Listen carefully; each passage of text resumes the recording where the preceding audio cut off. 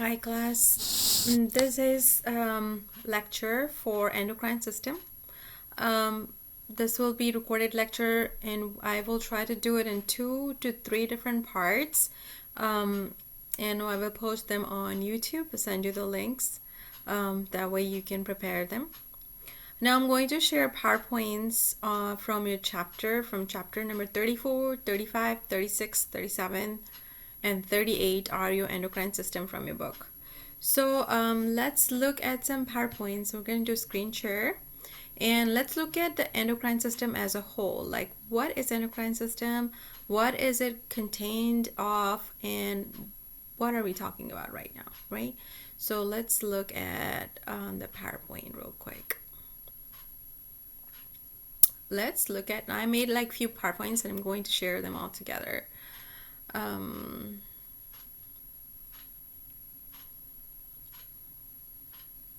right.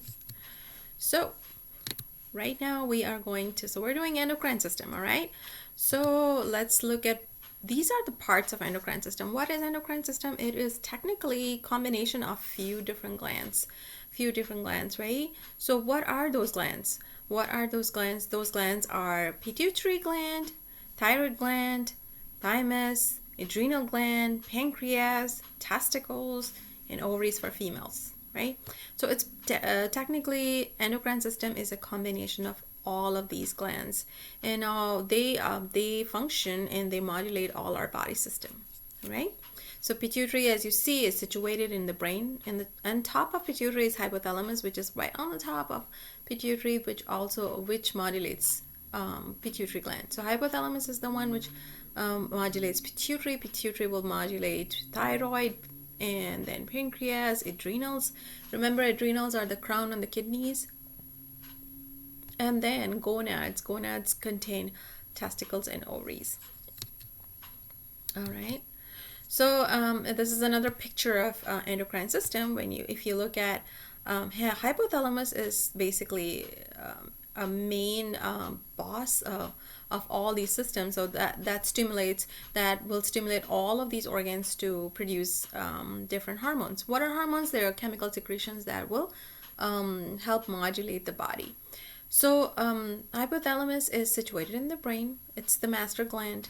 It will basically secrete all these chemicals to stimulate pituitary, and then pituitary will stimulate thyroid gland and parathyroids, adrenals, pancreas, ovaries, and testes for males. Just a picture of them, all right?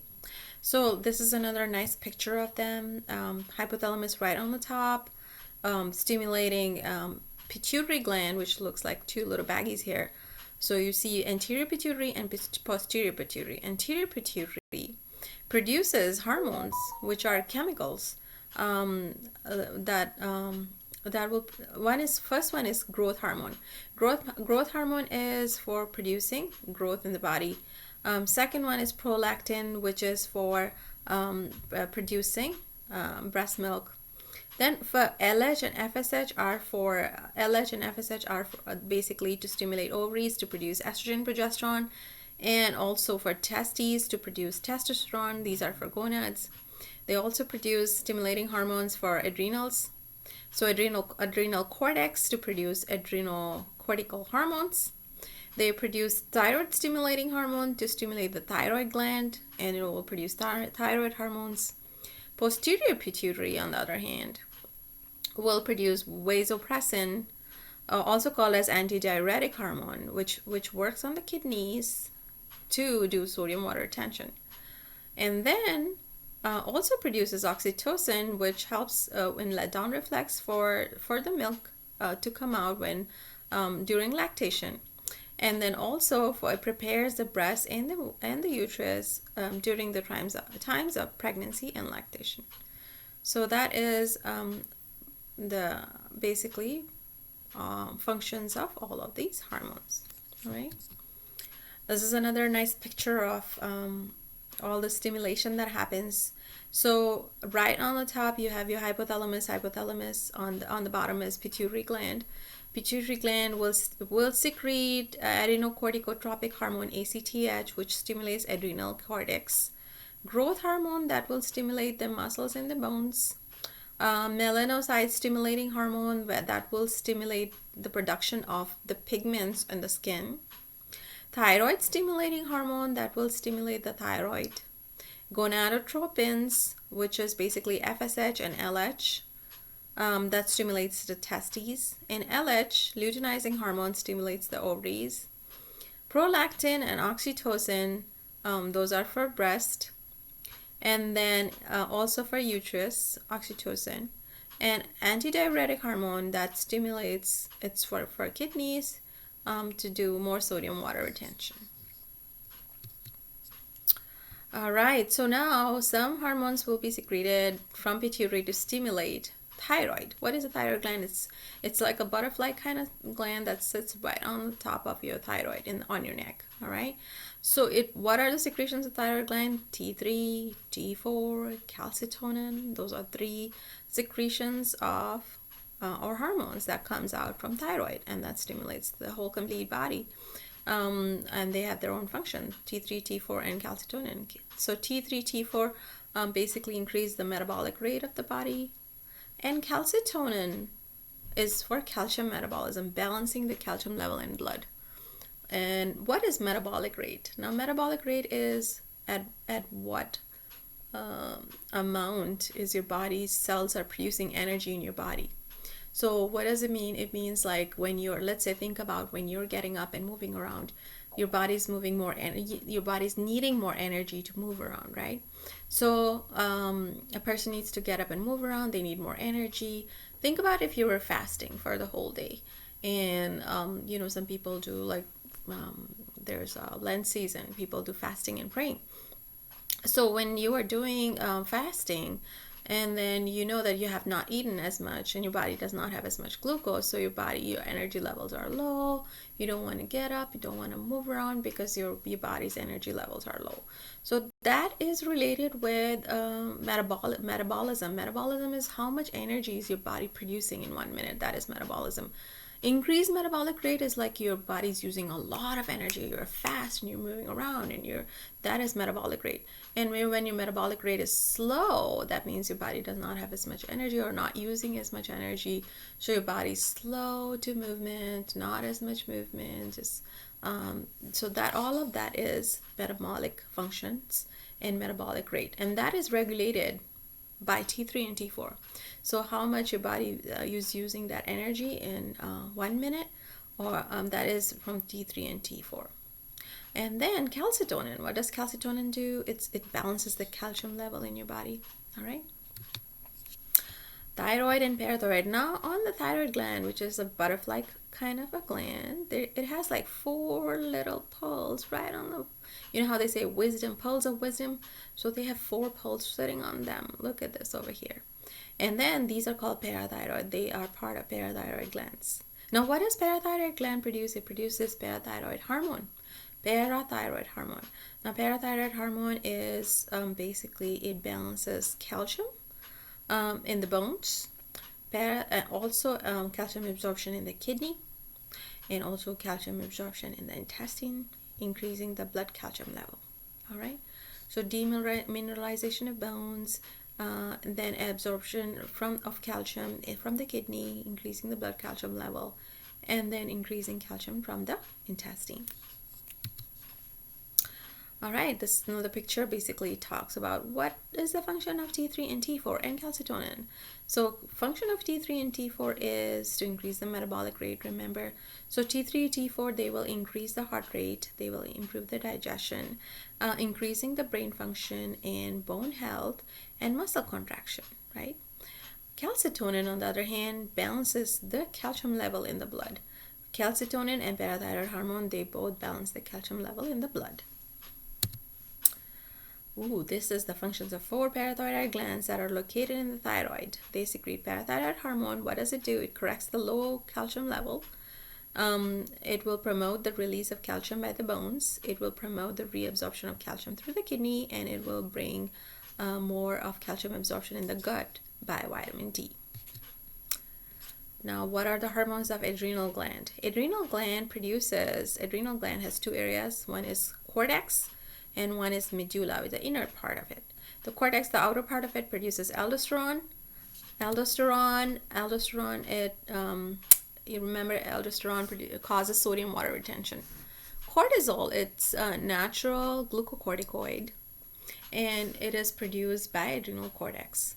Androgens are male sex hormones, and then so basically adrenal cortex produces three types of hormones: glucocorticoid, mineralocorticoid, and sex hormones. So sex hormones could be, for males it's androgens, for females it's estrogens, progesterones.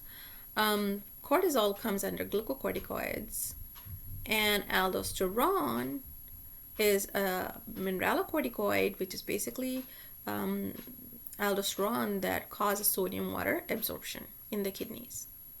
Adrenal medulla, it produces adrenaline and noradrenaline. So what are those? Those are epinephrine and norepinephrine. Remember fight and flight responses? They're modulated by adrenaline. So that is an adrenal medulla, and that is produced in adrenal medulla. Now we're going to talk about diseases in a second, and then just to know all these pictures to begin with. So ovaries, and now looking at the gonads, and the gonads for female ovaries will produce progesterone, and then you have estrogen, and those are for female hormones. For males, there's androgens mostly, and then there's like small portion of estradiol and inhibin. These are just two other hormones. Now these are some other hormones which is produced when a person is pregnant.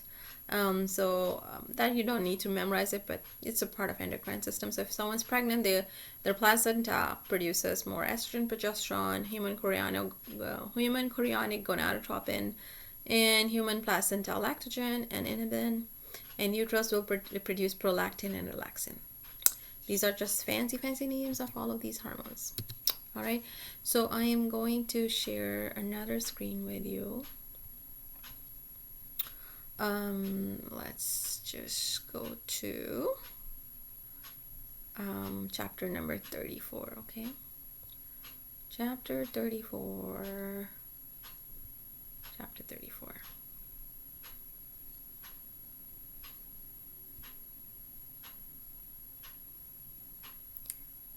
And introduction to endocrine system, right?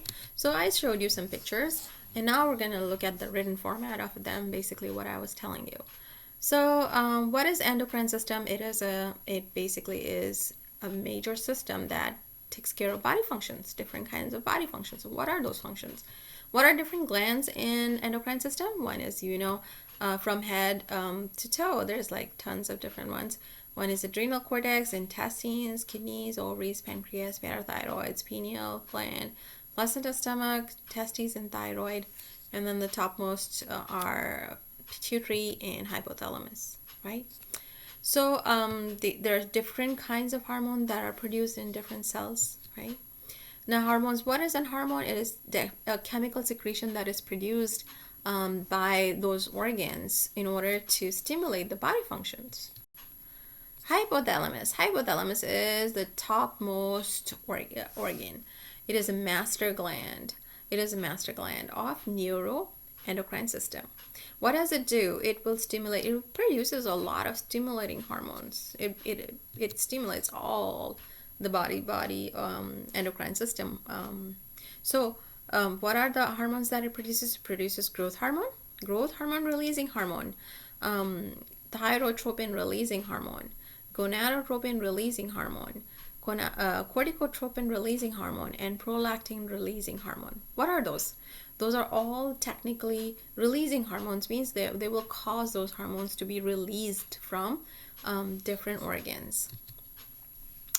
And then inhibiting factors could also be present. So growth hormone releasing inhibiting factors, which is somatostatin, prolactin inhibiting factors. So sometimes when we want to balance our secretions, we have some inhibiting hormones that will stop the excessive secretions. So if, let's say, there was too much of something, let's say growth hormone, and then there's and some receptors of your body senses it, that's too much, then they will send the stimulus back and say, you know what, we have a lot, we need to stop this.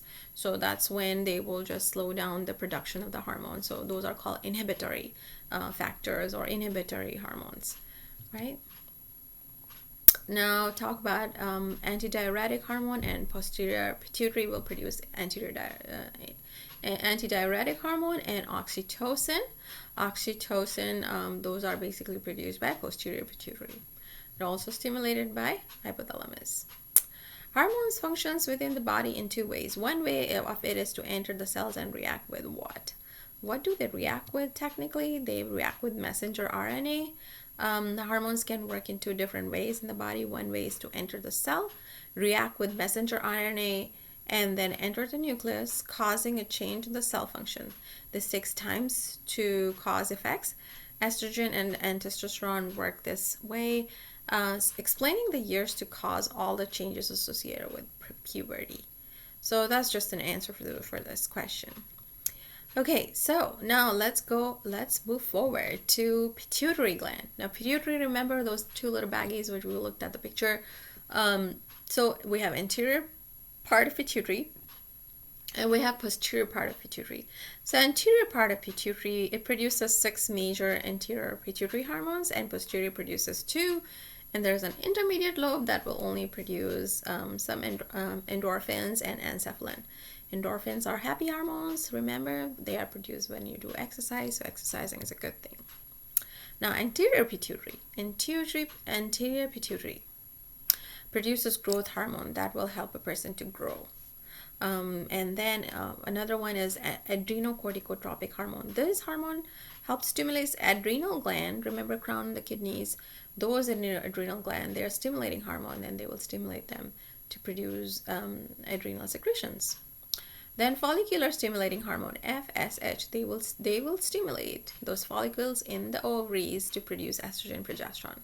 Luteinizing hormone, LH, it is also for this is also a stimulating hormone.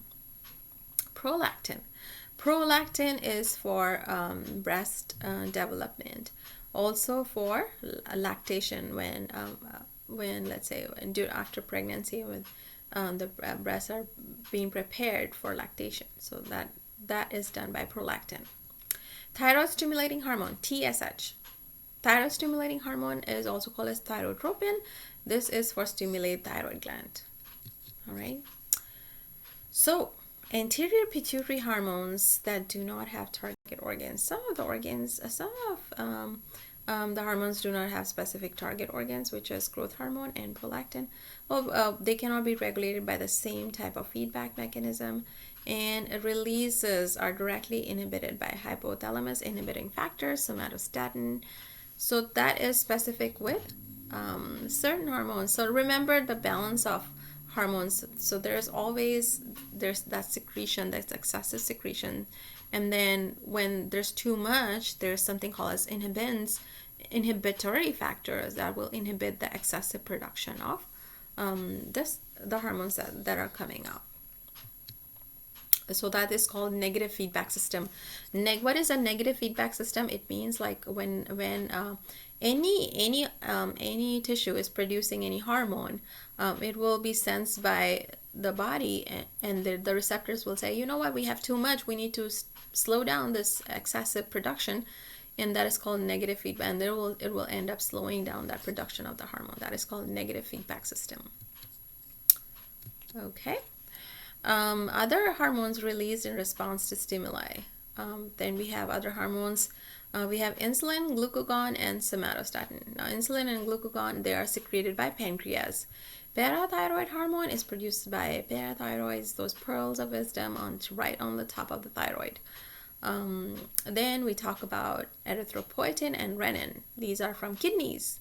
GI hormones. Some hormones are secreted by GI tract. Calcitonin, that is a secretion of thyroid gland, prostaglandins. Then we have adrenocorticotropic hormones, and then aldosterone. So these are just few different hormones that are produced by different body parts. The release of which hormones prepares the body for fight and flight responses? Which hormones? the adrenocorticotropic hormones. So activation of sympathetic nervous system directly causes release of adrenocorticotropic hormones. So remember, adrenal gland is the one that produces epinephrine and norepinephrine, ECTH, right? Okay, so now I'm going to do stop share, and we're actually gonna go and we are going to go on chapter number 35. So this was just a little overview of what are those hormones, the names of the hormones, and we are now chapter number 35 talks about specific hormones. So this was just a general overview which you can relate with the pictures. Okay, so now we're going to talk about what are the specific. Now let's talk about the specifics of what we were talking about. Okay. Okay, just 1 second. All right. Okay, so we're going to talk about the hypothalamic and pituitary agents. What are those? We know that hypothalamus is the master gland, and then it causes will cause all those body organs to be stimulated. So the drugs affecting, now we're going to talk about certain medications that are similar to those production of hormones, hypothalamic hormones. So drugs affecting hypothalamic hormones. What are certain drugs? So factors stimulating release of hormone. So what are the hormones that are secreted by hypothalamus? Growth hormone releasing hormone, thyrotropin releasing hormone, gonadotropin releasing. All the releasing hormones are the names of the hormones that are produced by hypothalamus. They are the one that will cause the body to have the stimulus to release those hormones, and then it will also produce some inhibiting factors, which is somatostatin is a growth hormone inhibiting factor, prolactin inhibiting factor, PIF. Now, drugs affecting hypothalamic hormones. Some of the hormones. So this is gonadotropin releasing hormone, synthetic, and that is called Zolodex, Vantax, Lupron, Cenerel, Agrifta. These are all gonadotropin agonist. So they will cause gonads to be stimulated to produce more. These are specific for patients who have problems in, let's say, any problems in producing estrogen, progesterone, luteinizing hormones, those gonad or testosterone. They will help those organs to produce more. Okay, so remember, whenever we are giving any medication, contraindications. Most of the medications are contraindicated. When are they contraindicated? If a person is allergic to them, if a person is pregnant or lactating, if they have kidney problems, peripheral vascular disease. Rhinitis is also caused as a sign of allergy. So adverse effects could be, what could be severe adverse effects? It could cause excessive production of, increased production of sex hormones, and that could cause overstimulation, ovarian overstimulation, increase in temperature and appetite and fluid retention. And if a medication is antagonist, it will lead to decrease in testosterone levels, loss of energy, decreased sperm count, and potential alteration in sex characteristics. All right. Another one is, let's look at whenever we are giving medication, we are making sure that we know the base of why we're giving the medication. They're not allergic to it. And we're also looking at the balancing part. Like, we want to balance those hormones. Now, growth hormone agonist and growth hormone antagonist. Growth hormone is the hormone that helps person to develop and to grow. And one is somatotropin. And growth hormone antagonist are bromocriptine, octreotide. Those are the two which you can memorize at the most. So bromocriptine and octreotide, very commonly used medications. All right, now we're going to go to anterior pituitary hormone. Anterior pituitary is the one that produces all of those hormones, stimulating hormones. And so there are times when we give them certain medications that will, one of the medications is called somatropin. Why do we give this? Is an indication for long-term treatment for children when they need growth hormone associated with various deficiencies. Then goes with Turner syndrome and AIDS and wasting syndromes. We give them some growth hormone. And replace human growth hormone stimulates skeletal growth and growth of internal organs and protein synthesis. Right. So basically, we give some of the hormones are just similar to for growth hormones. Somatotropin is a hormone for recombinant DNA origin that is equivalent to human growth hormone. Is that true? Yes, it is. Okay. Antagonist. Antagonist is bromocriptine, also called as dopamine agonist. Then sandostatin analog. Then you have lenirotide, which is somatostatin analog also. Antagonist. So growth hormone antagonist, what is the action of it? It is an inhibitory factor released from hypothalamus. It is not used to decrease growth hormone. It has multiple effects on secretory system. What is indication of growth hormone? When a person has antagonist, when a person has acromegaly or excessive amount of growth hormone, we give them an antagonist to that medication. We never give medications when patients have allergies, they're pregnant or lactating, any other endocrine disorders. Adverse effects of each medication is pretty much similar. And then drug-to-drug interactions is we don't give them with erythromycin, phenothiazines, and opioids. Assessment, whenever we are assessing, we are checking for allergies to any growth hormone antagonists or other endocrine disturbances. Then we check for pregnancy lactation. We also check whether for baseline vital signs. Bromocriptine is one of the examples. Drugs affecting posterior pituitary hormones are also listed as desmopressin. Very commonly used. Desmopressin is a commonly used medication. Then tolvaptan and conivaptan. Tolvaptan, Samska, is a very commonly used medication. Desmopressin is a commonly used medication. What are those? What are the functions of those? Indications: treatment of neurogenic diabetes insipidus. A person will develop diabetes insipidus when a person has ADH deficiency, antidiuretic hormone deficiency. So desmopressin is also indicated for treatment of hemophilia A and von Willebrand disease. These are two congenital disorders which cause, these are bleeding disorders. And then pharmacokinetics, rapidly absorbed and metabolized these medications. So all medications are metabolized in liver, excreted through kidneys, and we know that part. And we want to make sure that we check whether a patient is not pregnant and not having any kind of, they're not lactating.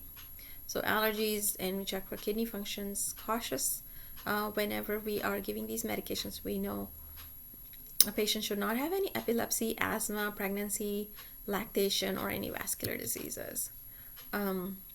Whenever we are giving the synthetic hormones, we want to make sure that the adverse effect could be water intoxication related to shift of the water retention, stimulation of GI tract, local nasal irritation, hypersensitivity.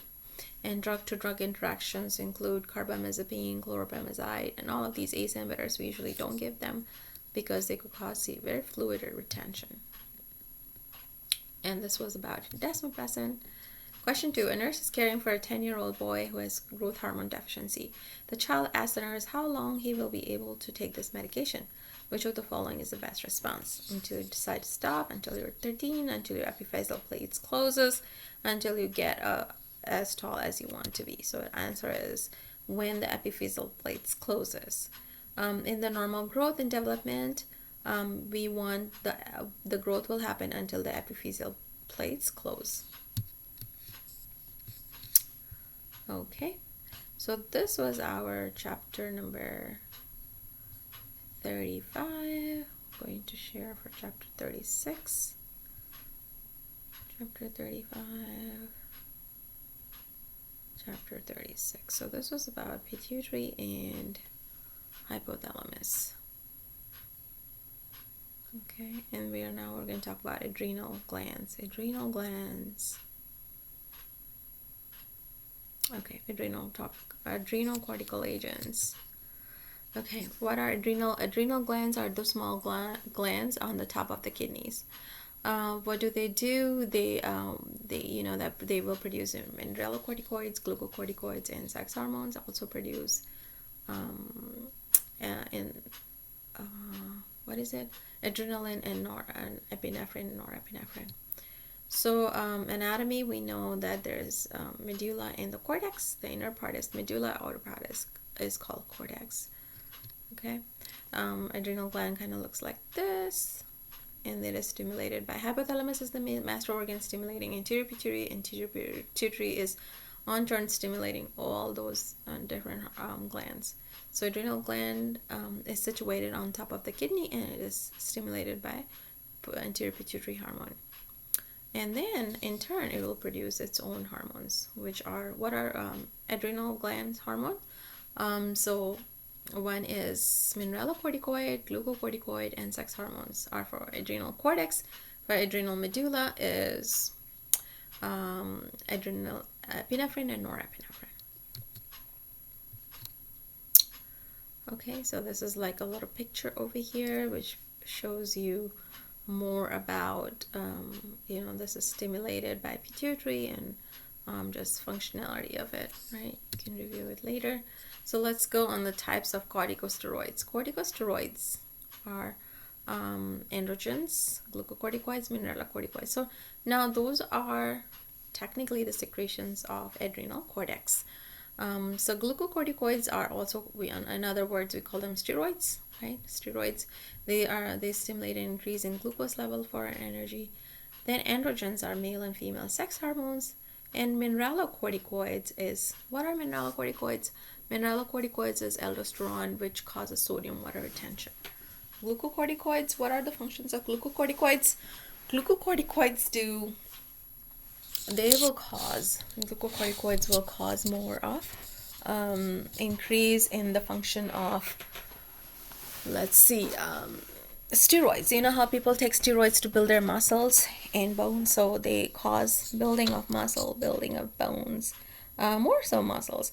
So they will also increase, what are they going to increase? They are going to increase muscle activity, muscle function, right? So let's see. Alright, sorry, just 1 second. Okay. Alright, so type of corticosteroids. So we were talking about androgen, glucocorticoids, and mineralocorticoids, alright? Causes of adrenal insufficiency. What are different causes of adrenal insufficiency? A patient does not produce a lot of adrenocorticotropic hormone, ACTH. Adrenal glands are not able to respond to adrenocorticotropic hormone. Adrenal gland is damaged. Secondary to surgical removal of the adrenal gland, or prolonged use of corticosteroid hormones. Actions of adrenocorticotropic cortical hormones. Increase in the blood volume, because it causes aldosterone, causes sodium water retention, it will cause blood volume to increase. Another one will be cause and release of glucose for energy, a slow rate of protein production, and blocks the activity of inflammatory and immune system. So adrenal crisis is, what are the signs of adrenal crisis? Physiological exhaustion, hypotension, fluid shift, shock, and even death. Treatment will be massive infusion of replacement steroids and constant monitoring and life support procedures. Question number 1. Glucocorticoids are used systematically in endocrine system disorders. There are multiple contraindications and cautions associated with their use. True. They are contraindicated and cautiously associated with prolonged use of corticosteroid hormones. So you've probably seen people getting steroids. Why do we give steroids? For increased healing. The steroids have three major functions. One is they cause they would cause increase in blood sugar levels. Second, they will cause inflammatory responses to reduce. So they're anti-inflammatory.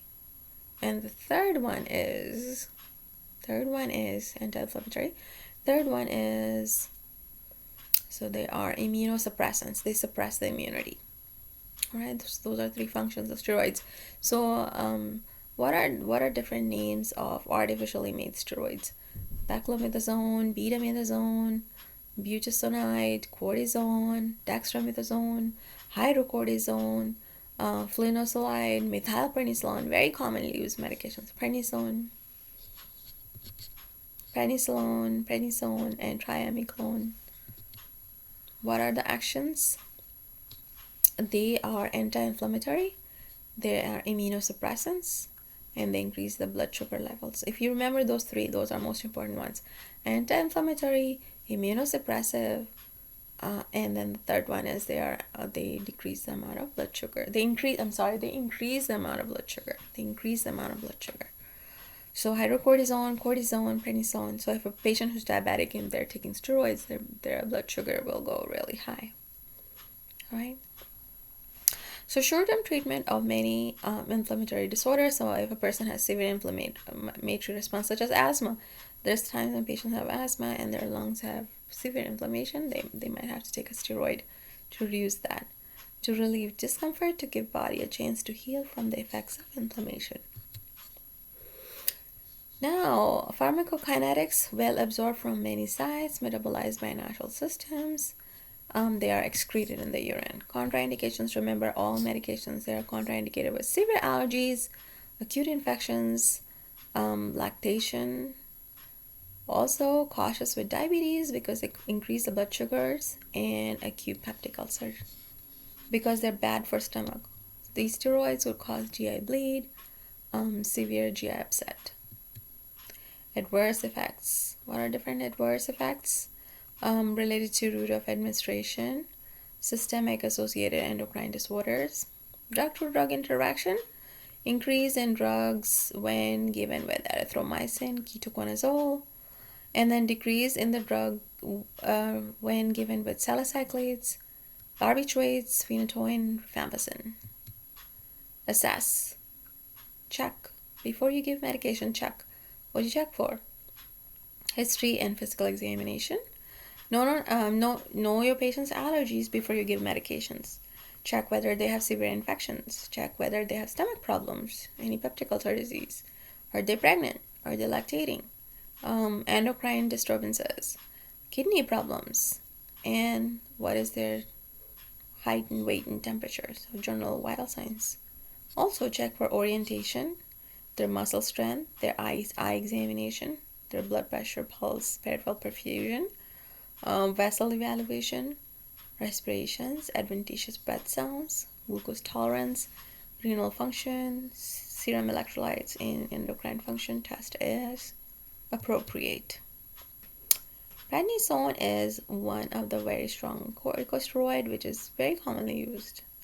And then what are the things which we have to memorize for that? That it is an anti-inflammatory drug. It is an immunosuppressant and increases the patient's blood sugar. All of the steroids do that. Now, mineralocorticoid, aldosterone is a natural mineralocorticoid, but the other ones, the synthetic ones, are cortisone, flucortisone, and hydrocortisone. Action, what does it do? It holds sodium with it and water in the body. So sodium water retention, causes excretion of potassium by acting on renal tubule. Indication, replacement therapy in primary and secondary adrenal insufficiency. When adrenal is not producing enough hormone, we replace it with synthetic ones. Pharmacokinetics, absorbed slowly and distributed throughout the body with hepatic metabolism.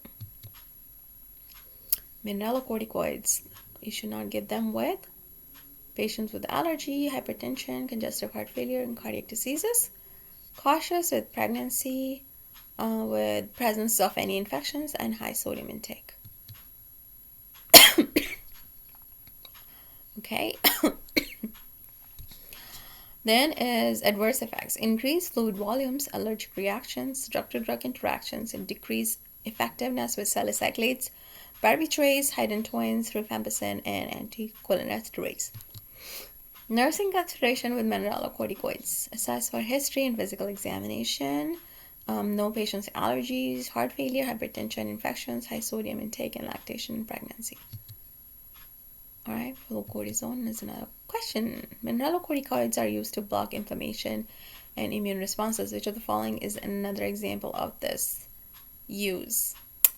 Stimulate fat deposition, decrease protein formation, increase protein breakdown, inhibit fat deposition. Stimulate fat deposition. Glucocorticoids increase glucose production, stimulate fat deposition, and protein breakdown, and inhibit protein formation. Okay, all right. So that was our chapter number 35. Chapter 35, we are going to look at chapter 36. Chapter 36.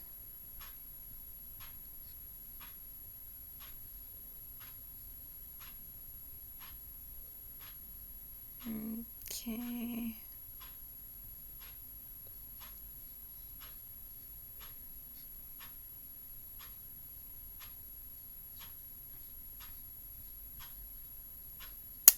One second. I think we're gonna go to, I'm sorry, chapter 37. We're going on chapter 37, which is about thyroids and parathyroid glands. So I know that this was quite a bit of information, so I would say just take a 15 minutes break and then do video number 2. Video 2. So this was video 1, then do video 2. Okay, I'll see you in a little bit.